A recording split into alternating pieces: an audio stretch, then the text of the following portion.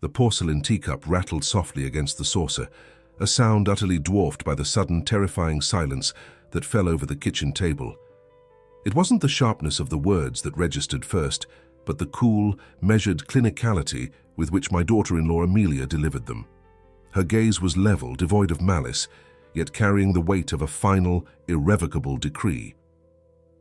"Mother," she stated, sliding the utility bill addressed solely to my son, Mark, across the granite countertop. "I think it's crucial we clarify the dynamics of this house now, for clarity and for the budget. You need to understand your position. You are just a guest here." The phrase, 6 syllables of polite structural violence, hit me like a physical blow, stealing the air from my lungs. My hand, halfway to taking a sip of Earl Grey, froze. A guest. The word felt foreign, alien, applied to the woman who had nurtured the man sleeping down the hall, the man whose childhood photos still adorned this very fridge, secured by the exact same pineapple-shaped magnets I had bought him years ago at the Seaside Carnival. I searched Amelia's face for the flicker of a joke, a softening around the eyes, but found only administrative professionalism. She was scheduling me, categorizing me, defining my temporality in the home I had helped finance. In that sterile moment, the stinging indignity of her tone was the only pain I allowed myself to feel. I dismissed the chilling certainty in her voice as youthful insolence, a momentary lapse in boundaries. I was too busy constructing my immediate internal defense, the history, the sacrifice, the blood ties, to fully absorb the depth of the chasm she had just opened beneath my feet. I had been worried about contributing enough to the groceries, perhaps being too loud with the television, or making my famous meatloaf too often. I hadn't realized the real threat wasn't my inconvenience, it was my perceived permanence. I was naive then, tragically so. I truly believed that the sting of disrespect was the worst of it. I had no idea that those 6 simple clinical words were merely the first tremor, the faint, audible signal preceding a complete, catastrophic earthquake. I hadn't yet grasped that defining me as a guest was the precursor to defining me as disposable. I would soon learn the devastating, agonizing price of becoming inconvenient, of being redefined out of existence by the people I had built my entire second life around. To understand the devastating efficiency of Amelia's calculation, you must understand the soft, yielding ground she aimed to shatter. My name is Eleanor. I am 68 years old, a recent widow, and, until that moment, I believed myself to be the cornerstone of a new, beautifully functional family unit. I spent 42 years managing the accounts at a small, regional library, meticulously saving, always looking forward to the quiet dignity of retirement. My life wasn't defined by grand adventures or reckless abandon. It was built on reliability, on providing safety and continuity. I was the keeper of traditions, the quiet force that ensured the bills were paid and the future was secure. When my husband passed 3 years prior, the silence in our large, empty suburban home became suffocating. Mark, my only child, sensing my loneliness and seeing the exorbitant property taxes, suggested the sensible, loving solution: selling the house. It was a massive decision, one that severed my last physical link to my late husband, but Mark's promise was warm and persuasive. "Mum, sell it. Take the equity. We'll use it for a down payment on a bigger place. We'll build the basement apartment you always wanted, a true multi-generational home." That promise had been the blueprint for my future. I sold the house, my single largest asset, the culmination of decades of careful labor, and injected a substantial portion of the proceeds into the renovation and expansion of their new, spacious ranch home. It wasn't a loan, it was an investment in us. My contribution secured the beautiful open-concept kitchen where Amelia now stood, the high ceilings, and most importantly, my own cozy, sun-drenched suite in the back wing. We had spent 6 months together, picking paint colors, selecting fixtures, laughing over design sketches. This wasn't temporary housing, this was my intentional final destination. In the ensuing 2 years, my role was clear, comforting and essential. I was the quiet support system. I managed the laundry, ensuring Mark, a high-stress lawyer, always had crisp, clean shirts. I cooked 4 dinners a week, rotating healthy, prepared meals that gave Amelia, a busy marketing executive, precious hours back in the evening. I handled the garden, maintained the HOA compliance, and ensured the household ran with frictionless efficiency. I poured my retirement energy and my residual maternal love into making their lives easier, believing that my effort translated directly into my belonging. I saw myself not as a resident, but as a vital partner in the logistics of their success. My life, post-widowhood, had meaning because I was needed, because I was family. That deep-seated, comforting belief, the bedrock of my entire reality for the last 2 years, was what Amelia had just effortlessly vaporized with her chilling administrative decree. I watched her perfectly. Manicured hand tapped the bill once more, confirming the boundary. "You are just a guest here." The words stripped away my history, invalidated my financial contribution, and erased the 2 years of selfless service. They reduced 40 years of motherhood and 2 years of active partnership to a status equivalent to a distant cousin spending the weekend, polite, temporary, and ultimately peripheral. And the worst part, my son Mark was due home in 30 minutes, and I already knew, with a terrifying certainty, that he would not correct her. He never did. The silence was beginning to feel very, very heavy. The roar of Mark's ancient pickup truck finally ripped through the strained silence, a sound that usually meant relief but today sounded like the opening curtain on a performance I didn't want to watch. Footsteps pounded up the porch steps, a chaotic mixture of eager young man and the precise, lighter steps of Sarah, my partner's new daughter, who had clearly been waiting in ambush by the window. I remained rooted in the kitchen, ostensibly stirring a cup of tea that had gone cold 20 minutes ago. I didn't want to rush to the door. I needed a moment to compose the face that said, "I am an equal, respected member of this household," even though the very air whispered otherwise. The greetings were loud, effusive, and entirely contained within the entryway. I heard the familiar, deep rumble of Mark's voice asking where I was, followed immediately by Amelia, my partner, cutting him off, her tone butter-smooth and dismissive. "Oh, she's just puttering in the kitchen, darling. Don't worry about her right now. Come show us what you brought back from the dorm." It was a perfectly innocuous sentence, yet it landed like a physical blow. Don't worry about her right now. I was relegated to the background noise, the fixture that didn't require immediate attention. It was the public execution of my priority status. When they finally drifted into the living room, Mark laden with boxes, Amelia trailing possessively, I managed to smile, a stiff, practiced curve of the lips. "Hey, Mom," Mark said, hugging me quickly, his gaze already sliding past my shoulder towards the newly wallpapered accent wall Amelia had chosen, without consulting me. He looked tired, older than his 20 years, and profoundly anxious to please. "Did you remember the box of photo albums I asked you to bring back?" I asked, my voice slightly too bright, trying to reclaim a small piece of our shared history. Mark nodded, gesturing vaguely towards a medium-sized cardboard box nestled near the front door. "Yeah, I cleared out everything. But actually, I brought back the frames I had on my desk, the ones we took when Dad passed. I thought they'd look good displayed somewhere central." My heart gave a painful little lurch of hope. Central. A sign that he still understood that my memories, my grief, deserved space. Before I could reply, Amelia stepped forward, her hand resting lightly but firmly on Mark's arm, a gesture of ownership that made my skin crawl. "Oh, those frames. I saw them, Mark. They're lovely, so classic. We absolutely should display them." "In fact," she said, turning to me with a look of feigned collaboration that didn't reach her eyes, "since the main living room aesthetic is already so established, I think they would be perfect for the new reading nook I'm setting up in the extended sunroom. That way they'll catch the light beautifully, and you can enjoy them during your quiet time, Margaret." The sunroom was a glass cage at the back of the house, functional but perpetually freezing, used primarily for storing gardening supplies, and the Christmas decorations during the off-season. It was the farthest point from the main flow of life, a strategic exile.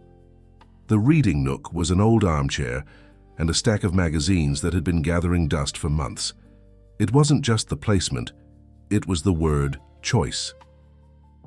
Your quiet time. You can enjoy them.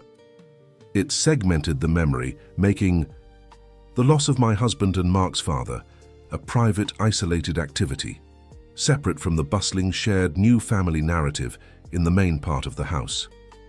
I looked at Mark, waiting for the flicker of defiance, the moment he would say, "No, Amelia, those are family photos. They belong here." He opened his mouth, and for a glorious half-second I thought he would defend me.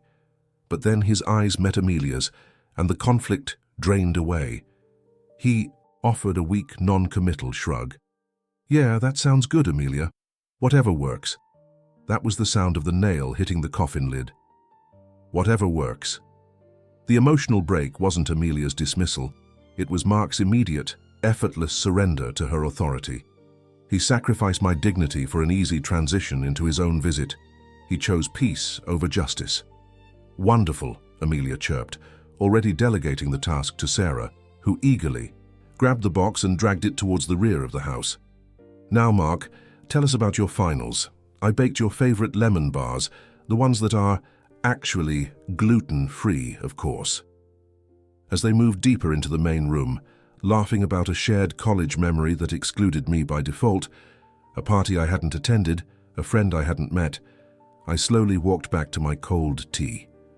The silence now was no longer heavy. It was hollow. The sunroom. Exile wasn't just for the photographs. It was for me. The shock was beginning to wear off, replaced by a cold, surgical clarity.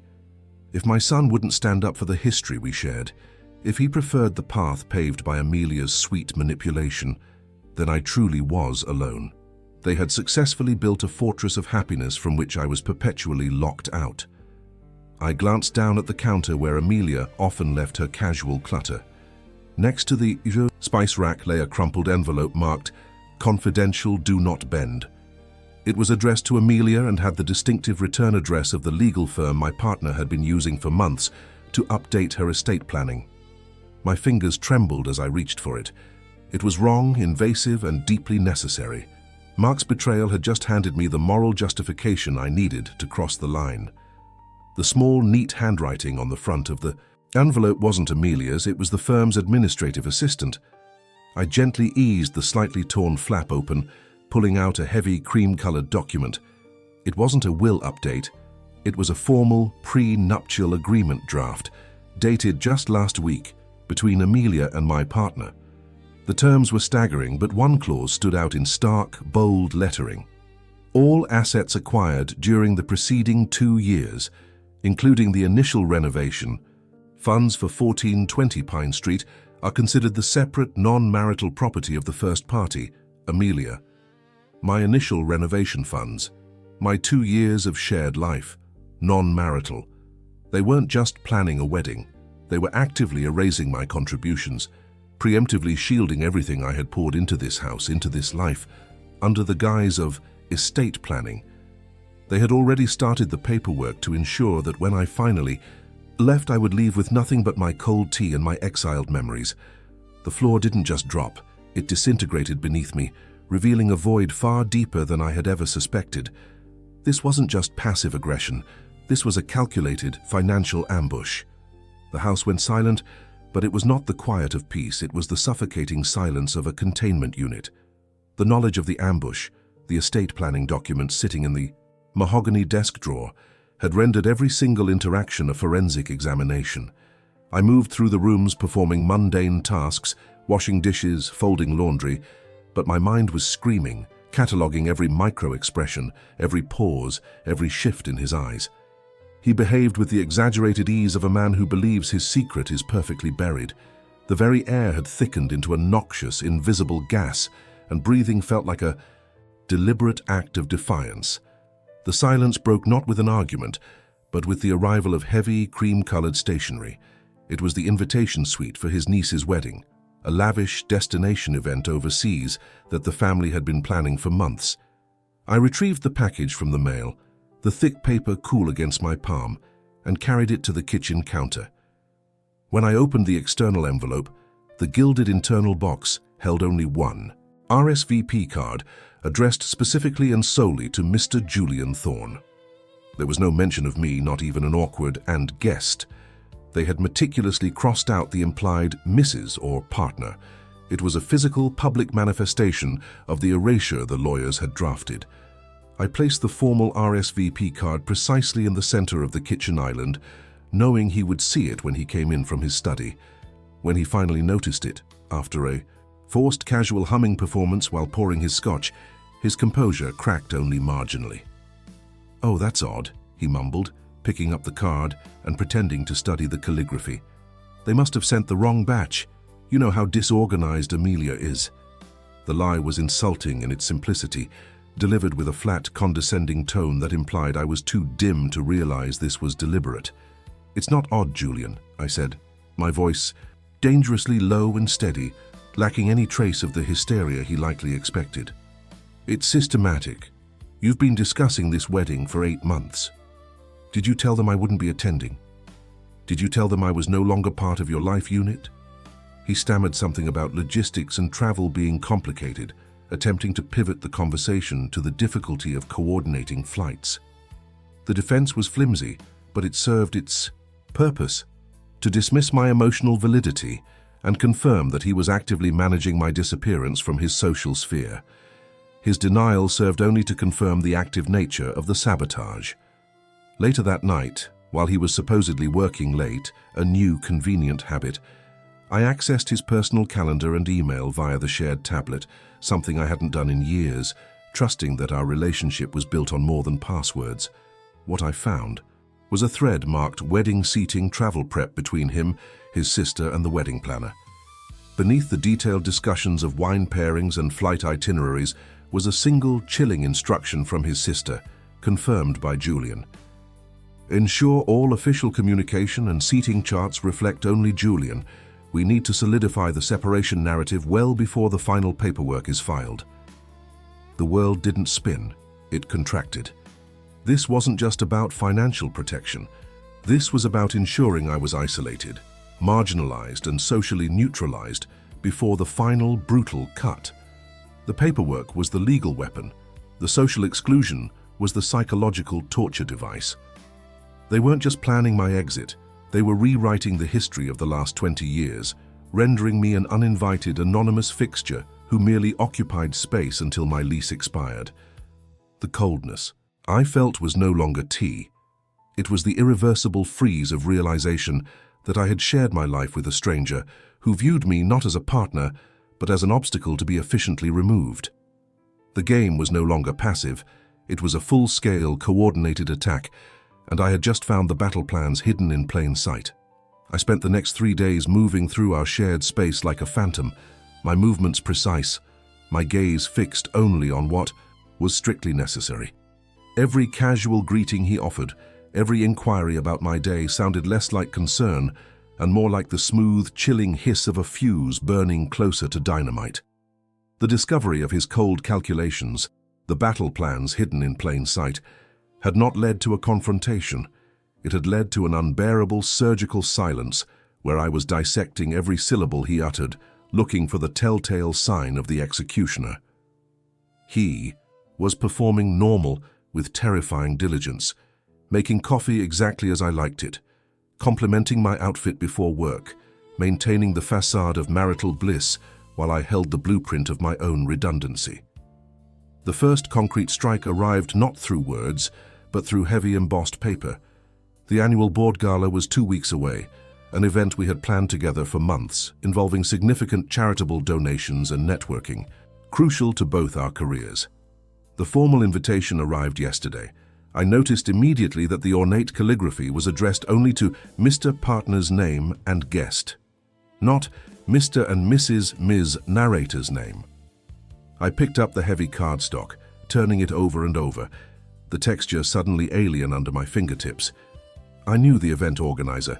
They were meticulously traditional and had never, in the 17 years we attended, used and guessed for a committed long-term partner who was also a key contributor.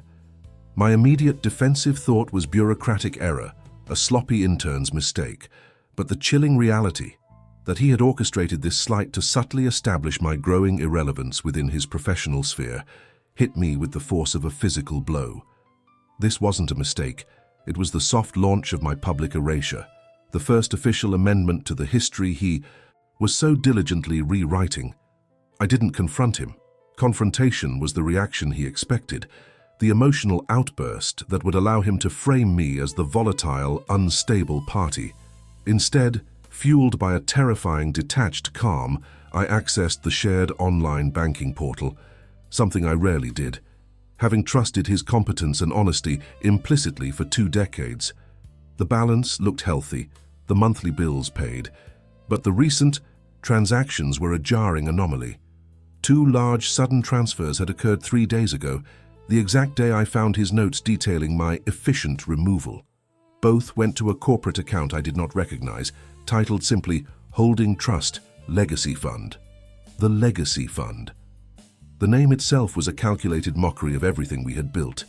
We had always discussed our legacy, our joint future, our retirement, together. Now he was unilaterally creating a financial moat, walling off substantial assets that should have been jointly considered before any major reallocation. The amounts were significant enough to fundamentally alter our current liquidity, yet small enough not to trigger an immediate, frantic alert from my side, assuming I hadn't been looking. It was careful surgical asset stripping, designed to leave me financially tethered, but without the leverage of shared capital when the inevitable divorce petition finally landed. The weight of this dual realization, the public slight coupled with the private theft, crushed the last vestiges of my emotional safety net. I wasn't just dealing with a stray suspicion or a momentary lapse in judgment. I was witnessing the systematic, cold-blooded dismantling of a 2-decade partnership executed by the person who still slept 3 feet away from me every night. The freeze was complete. He was waiting for me to break the silence, to demand explanations for the invitations and the missing capital, to show my hand and confirm his narrative of the hysterical gold-digging wife. But I wouldn't. The realization that I was utterly alone, facing an opponent who knew all my weaknesses and motivations, galvanized a core of ice within me. I pressed print on the transaction logs, the sharp, grating sound of the home printer in the dead quiet of the house, a final metallic announcement of war. I was ready to play his game, but I was going to rewrite the ending, and he wasn't going to see it coming. The transaction logs were less of a smoking gun and more of a meticulously drawn map of betrayal. Spread across the marble counter of the kitchen island, highlighted in stark yellow on printouts that mocked the pristine setting, was the architecture of his defection. It wasn't random expenditures or lavish gifts. It was a disciplined surgical hemorrhaging of our joint assets. Every month on the 14th, a significant identical sum was wired to an entity named Ethel Investments LLC. The name was Scandinavian, sterile, and utterly meaningless to me, yet the consistency of the withdrawals screamed intentionality, proving that his narrative of poor market performance was a lie crafted with spreadsheet precision. The cold, hard numbers didn't trigger tears. They induced a terrifying clarity. My opponent wasn't careless. He was a master planner. The subsequent week was an exercise in theatrical normalcy. The house, usually a repository of background noise and comfortable chaos, became a soundless, pressurized chamber.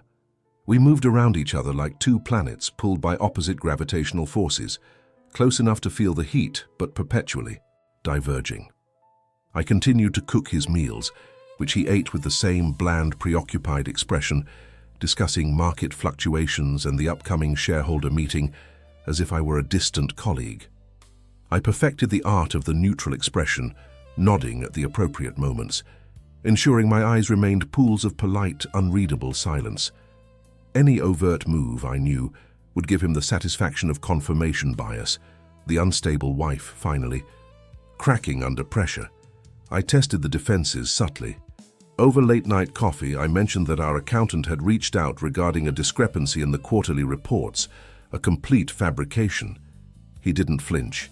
He merely set down his mug with exaggerated patience, the corner of his mouth curling into a nearly imperceptible, condescending smile. "Darling," he sighed, the endearment laced with poison. "I told you weeks ago, I've moved all high-level fiduciary matters to a specialized firm.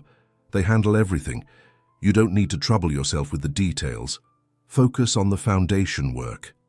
It was the perfect dismissal, patronizing, gently corrective, and designed to send me scurrying back to my safe, less intelligent pursuits. His confidence was staggering, rooted in the unshakable belief that he had contained me, boxed me into the role of the oblivious wife, the Ethel. Transaction reports offered a clear financial destination, but not the physical one. The LLC was a brick wall, designed to absorb the money trail. I needed a coordinate, an address, something tangible that tied the money to a secondary operation, perhaps an entirely separate life. I began searching the places he deemed too mundane for suspicion, avoiding his office safe and the password-protected drives. I started with his wardrobe, sorting through the heavy seasonal suits he rarely touched. If he was running a shadow operation, he would need keys, small notes, tokens of access that couldn't be digitized. It was in the breast pocket of a heavy, bespoke cashmere overcoat, one he hadn't worn since a winter trip to Zurich, that I found it. Tucked deep within the lining, held by a single loose stitch I had to carefully sever with a manicure scissors, was a small brass key. It was tarnished, numbered, and clearly designed for a specialized lock. Not a house key, not a car key, but perhaps a safe deposit box or a postal unit. With it, folded tightly into a rectangle no larger than a postage stamp, was a slip of hotel stationery from an establishment I didn't recognize, bearing only two things written in his familiar, sharp handwriting: the number 407 and the letter V. No date, no address, just the terrifying brevity of a code. The air rushed out of the room. This wasn't just about financial security anymore. This key implied a physical sanctuary, a private space maintained outside the confines of our shared reality. The money paid for the access, and this scrap of paper held the key to the door. The sheer complexity of his deception, the financial isolation coupled with the preparation of a physical staging ground, was a revelation of his character I had spent a decade failing to see. He hadn't just planned to leave me. He had systematically prepared a second life, a second self, meticulously hiding the infrastructure in plain sight while I navigated the domestic facade he had so carefully erected. The weight of the tiny brass key in my palm felt heavier than any diamond he had ever bought me. It was the key to his exit strategy, and now it was mine. The brass key demanded a lock. I didn't waste the remaining hours of daylight on panic. Instead, I moved with the glacial, focused energy of someone performing emotional triage. I started not with the addresses he kept hidden, but with the places he thought were secure right under my nose. It took exactly 47 minutes to locate the heavy, steel-enforced drawer in the mahogany cabinet of his study, the one he always claimed held sensitive client documents and had always kept locked with a generic combination. The key slid in with a decisive click, a sound that sealed the fate of our marriage far more certainly than any wedding vow had sealed its beginning. Inside, there were no client documents. There was a ledger bound in cheap black vinyl, listing expenses and dates under categories that meant nothing to me. Unit 401 maintenance, VR initial deposit, and most damningly, a series of sizable monthly payments labeled simply Mortgage SA. These payments dated back 26 months, a full 2 years before he had convinced me we needed to pull back on our own retirement savings to weather a fictitious market downturn. He hadn't just been preparing an exit. He had been funding a parallel household, siphoning off our joint future to build a fortress where I was not welcome. That night, silence became my weapon. He returned late, smelling faintly of expensive scotch and something unfamiliar. Not perfume, but a crisp, clean scent like fresh linen and new construction. We exchanged pleasantries, the standard domestic ballet of "How was your day?" and "Fine long." I watched him across the dinner table, an anthropological study of a species I thought I knew. I noticed the minute tension around his jaw, the way he avoided eye contact for just a fraction of a second too long. The knowledge I held was a lead weight in my gut, pressing against my diaphragm, making every breath a conscious effort. I smiled, I nodded, I meticulously discussed the trivial details of my own day, observing his subtle relief that I seemed to him completely oblivious. The true horror arrived when I cross-referenced the ledger's cryptic entries. Unit 401 maintenance led me to a high-end luxury complex across the city, far enough away to be inconvenient, close enough to be practical. Using the initials VR, I did a deeper dive, using the shell company names I found buried in the desk drawer. The search yielded a corporate registration document, Viridian Residences, LLC, registered in his name, listing the specific Unit 401 as its primary asset.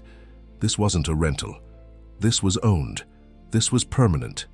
Then came the second, sharper jab. I needed to understand Mortk S.A. A quick, discreet inquiry through a contact who owed me a favor in the city's records office revealed that the mortgage payments were not for the LLC's property, but for a separate residential address in a quiet, affluent suburb 20 miles further out. This property was not in his name. It was held in a blind trust, but the recorded utility bills for the last quarter were startlingly clear. They were addressed to S. Alistair. The sheer audacity of the layering, the hidden key, the shell company, the secondary property, suggested not just betrayal but contempt. He had constructed an entire infrastructure, not just a fleeting affair.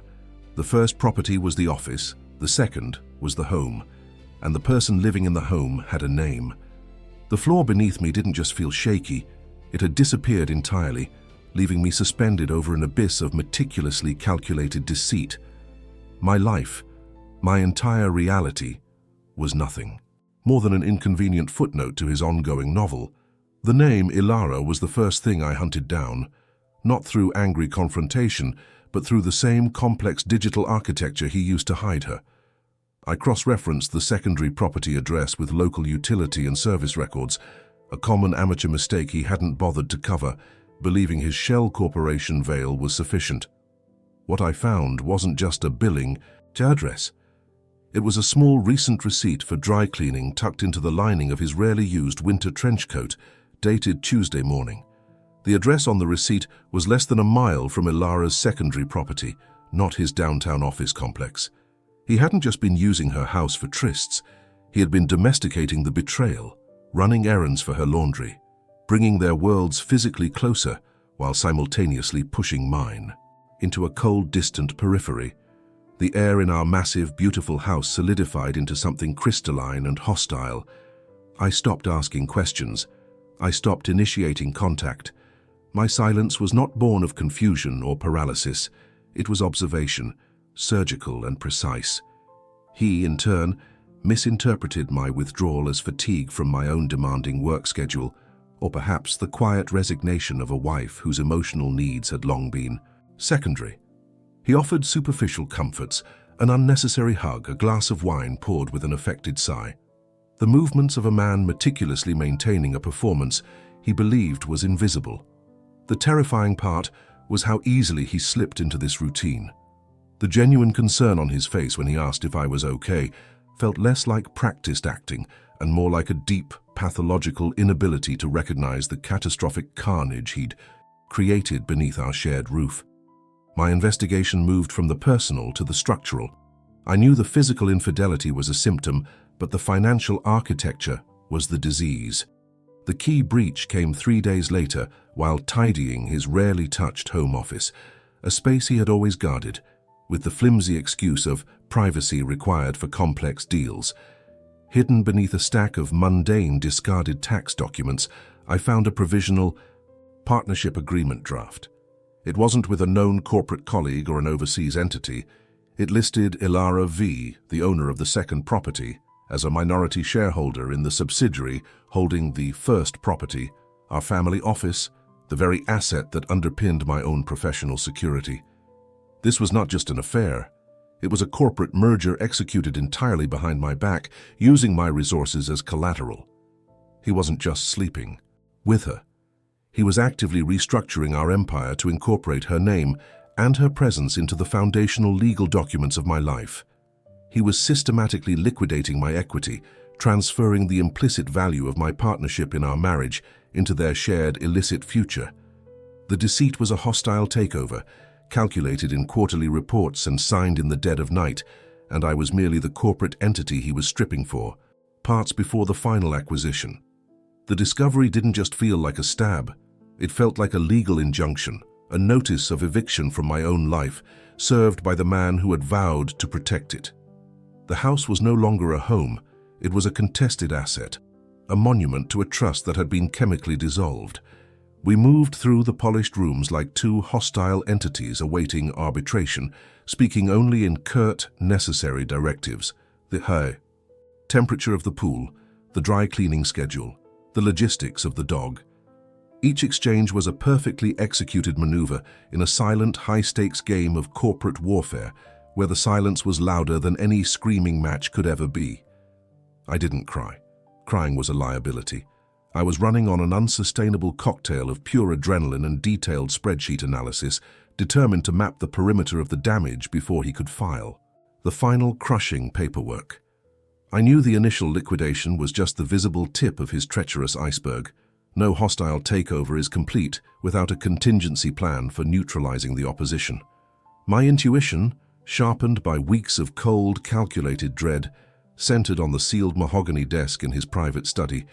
He had secured the drawers with a biometric lock after he upgraded the home security system last year, a move I had, dismissed as typical male gadget obsession. Now I saw it for what it was, a defense mechanism against me. The challenge was not brute force, it was infiltration. I spent 2 nights reviewing every scrap of forgotten conversation, every routine, every vulnerability. The breakthrough came not from a complicated hack, but from an almost sickening piece of nostalgia. The override password was the maiden name of his grandmother, a fact he had confessed to me in a moment of drunken sentimentality years ago, swearing he would never forget the one woman who truly loved him unconditionally. The irony was a bitter, metallic taste on my tongue as the scanner flashed green. Inside, beneath stacks of innocuous, glossy annual reports, I didn't find the expected ledger of offshore accounts. Instead, nestled in a reinforced fireproof folder labeled only Project Phoenix, was a sheaf of legal documents sealed with the intimidating stamp of an international holding company based in a jurisdiction famous for its opacity. My hands, which hadn't trembled since the initial discovery, shook violently as I pulled out the final document, a memorandum of understanding establishing a completely new multi-million-dollar venture. But it wasn't the venture itself that stopped my breath. It was the signatory list. His name. The name of the woman. And, horrifyingly, a clause detailing the transfer of liability for the existing debts of our foundational joint company, Aurora Holdings, directly onto a trust where I was listed as the sole, non-managing beneficiary. The implication hit me with the force of a physical blow, driving the air from my lungs. It wasn't just theft. He hadn't just stolen the equity. He had engineered a legal maneuver to leave me financially destitute while simultaneously burdening me with the millions in unsecured debt from the company he was now abandoning. He wasn't aiming for a clean divorce. He was executing a scorched earth policy, ensuring that the moment I filed, I would trigger the activation of the liability transfer, potentially facing personal bankruptcy and legal action from his new, clean entity. This wasn't the act of a cheating husband. This was the methodical, clinical execution of a sociopath attempting to erase me entirely from the financial map, leaving me only the toxic residue of our shared failure. The coldness that had protected me for the past few weeks fractured, replaced by a searing, white-hot certainty. This was the point of no return. I could not negotiate, I could not confront, and I certainly could not cry. If I hesitated, if I showed my hand too early, he would seal the deal, and I would spend the rest of my life fighting off creditors in court while he sailed smoothly into his new debt-free future. I moved swiftly, fueled by a survival instinct I hadn't known I possessed. I photographed every page of the Phoenix documents, emailing the encrypted files to a secure disposable account, and then I took the originals. I put them in a plain manila envelope and secreted them away in the bottom of a gym bag. I was no longer securing evidence of a betrayal. I was gathering the ammunition necessary for my own defense in a siege he had already initiated. When he walked in later that evening, his practiced mask of weary impatience firmly in place, I was sitting on the sofa reading a novel, my expression utterly blank. He asked if I had seen the remote. I calmly told him it was on the kitchen counter. Every fiber of my being screamed to shove the folder into his hands, to watch the entitlement drain from his eyes, but I held the silence firm and impenetrable. I was no longer his wife nor his victim. I was the silent, opposing force he hadn't accounted for, the one who now held the contract, proving his malicious intent. The battle had just begun, and the first rule of engagement was simple. He would never see me coming. I needed a lawyer who specialized not in divorce, but in corporate homicide, and I needed to call them before dawn. The clock was ticking not toward a settlement, but toward total war. This deliberate attempt to destroy my future demanded a response equally cold, equally calculated, and entirely without mercy. If this story strikes a chord with anyone who has faced the chilling reality of utter financial isolation, know this: the vulnerability is temporary, but the evidence is forever. The lawyer, whose gaze was as sharp and unforgiving as broken glass, didn't bother with pleasantries. He had been briefed not on sentimentality, but on annihilation. We didn't wait for the scheduled meeting. We engineered a crisis. By 9 a.m., before the market had fully awakened, the internal memo, the smoking gun detailing the deliberate restructuring designed to bury my future company beneath phantom liabilities, was selectively leaked to 3 key institutional investors, all of whom held significant sway over my soon-to-be ex-partner's holdings. It was a preemptive strike, a legal heart attack. The immediate consequence wasn't a court order, it was the deafening silence of a trading halt. When I finally saw him later that afternoon, not in a negotiation room but across the vast polished mahogany table of the Emergency Governance Committee, he wasn't the arrogant, controlled figure I had spent a decade building a life with. He was twitching. He had lost control of the narrative, and watching him try to reclaim it felt like watching a drowning man attempt to command the tide. He launched into a desperate monologue about misunderstandings, about aggressive planning, trying to spin the evidence as nothing more than standard corporate strategy gone slightly awry. "This is nothing but a smear campaign fueled by emotional instability," he spat, his voice cracking with a desperate bravado. That fooled no one in that room of cold-eyed financial vultures. But the evidence wasn't emotional. It was clinical. It was a signed directive, countersigned by his brother, outlining the phased dissolution of key assets I was guaranteed by previous agreements. It was unambiguous intent to commit financial murder. My lawyer didn't argue. He simply slid a single laminated sheet across the table, the preliminary injunction we had filed, which, thanks to the leaked memo, the judge had signed hours earlier. It didn't just freeze the assets in question, it temporarily suspended his executive decision-making power, pending a full internal review, citing material breach of fiduciary duty and intentional misrepresentation to key stakeholders. The room didn't just go silent, it seemed to suck the air out of the building. His face, usually a mask of practiced indifference, went from crimson, rage to a sickly ashen grey. That was the moment the scale tipped, not with a bang but with the quiet, devastating efficiency of law. I hadn't sought revenge, I had sought justice, which, in the corporate world, meant ensuring the perpetrator faced the consequences of their financial identity being irrevocably tainted. He had defined himself by his power. I simply ensured that power was legally neutralized, his reputation shredded by the very mechanisms he thought he controlled. Watching the realization dawn on his face, the absolute certainty that he was finished, not by a jilted spouse but by the cold, unforgiving machinery of the corporate structure he worshipped, was the only emotional justice I needed. I stood up before anyone else spoke, the movement deliberate, unhurried. I didn't address him. I addressed the remaining board members, whose expressions ranged from calculating, pity to outright fear of contagion. The structural integrity of this organization has been compromised by willful, malicious intent, I stated, my voice steady, betraying none of the years of pain and disbelief. The only path forward is full disclosure and total adherence to the injunction. My involvement ends here. I walked out of that boardroom and into the blinding sunlight of a life I had fought tooth and nail to reclaim. The fight wasn't over, not legally, but the emotional war had been won the moment I refused to be a victim and chose instead to be the architect of my own defense. The victory felt less like euphoria and more like the exhausted silence after an earthquake. The landscape was rubble, but I was standing. The hard-won clarity that followed was brutal. I had mistaken shared history for inherent loyalty. I had confused blood ties with unbreakable bonds. The painful, absolute truth I carry now is that security is not a promise made by another person, no matter how deeply entwined your lives are. Security is the evidence you meticulously gather, the contingency plans you draw up, and the unwavering resolve to protect your own future, even if it means dismantling the past entirely. Blood doesn't guarantee loyalty.